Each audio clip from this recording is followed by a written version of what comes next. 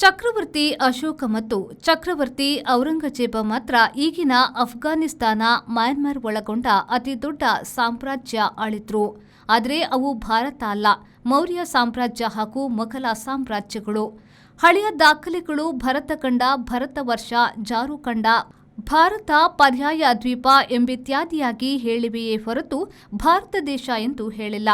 ಮೊದಲ ಬಾರಿಗೆ ಬ್ರಿಟಿಷರು 540ರಷ್ಟು ಕಪ್ಪ ಕೊಡುವ ಅರಸರೊಡನೆ ಇದನ್ನ ಒಂದು ದೇಶ ಮಾಡಿದ್ರು. ಅದಕ್ಕೆ ಮೊದಲು ಮುಸ್ಲಿಂ ಅರಸರುಗಳು ಹಿಂದೂಸ್ತಾನ ಎಂಬ ನುಡಿಯನ್ನ ಈ ದೇಶಕ್ಕೆ ಟಂಕಿಸಿದ್ರು. ಈಗಲೂ ಅದನ್ನ ಹೆಚ್ಚು ಬಳಸುವವರು ಅವರೇ ಆಗಿದ್ದಾರೆ. ಹಿಂದೂಸ್ತಾನವು ಹಿಂದೂ ನುಡಿಗೆ ಕಾರಣ. ನಮ್ಮ ಹಳೆಯ ದಾಖಲೆಗಳಲ್ಲಿ ಹಿಂದೂ ನುಡಿ ಎಲ್ಲೂ ಬಂದಿಲ್ಲ.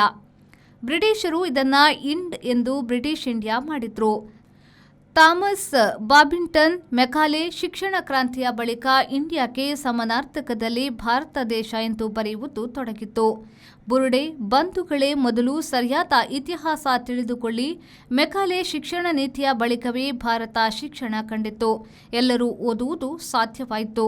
ಭಾರತವನ್ನ ಹಳೆಯ ಕತ್ತಲೆ ಕಾಲಕ್ಕೆ ಒಯ್ಯುವ ಸಂಘಿಗಳಿಗೆ ಅದು ಗೊತ್ತಿರಲಿಲ್ಲ. ನಿಮ್ಮ ಕನಸಿನ ಮನೆಯನ್ನ ನಿಮ್ಮದಾಗಿಸಿಕೊಳ್ಳಿ. ಆಕರ್ಷಕ ಮತ್ತು ವಿವಿಧ ವಿನ್ಯಾಸದ ಫರ್ನಿಚರ್ಸ್ಗಳು, ಮನಮೋಹಕ ಇಂಟೀರಿಯರ್ಸ್ಗಳು ಒಂದೇ ಸೂರಿನಡಿ.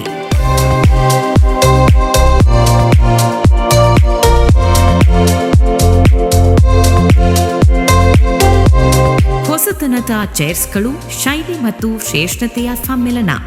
ಸುಧಾ ಫರ್ನಿಚರ್ಸ್ ಮತ್ತು ಇಂಟೀರಿಯರ್ಸ್, ಉಡುಪಿ, ಮಂಗಳೂರು, ಮಣಿಪಾಲ್, ಕುಂದಾಪುರ.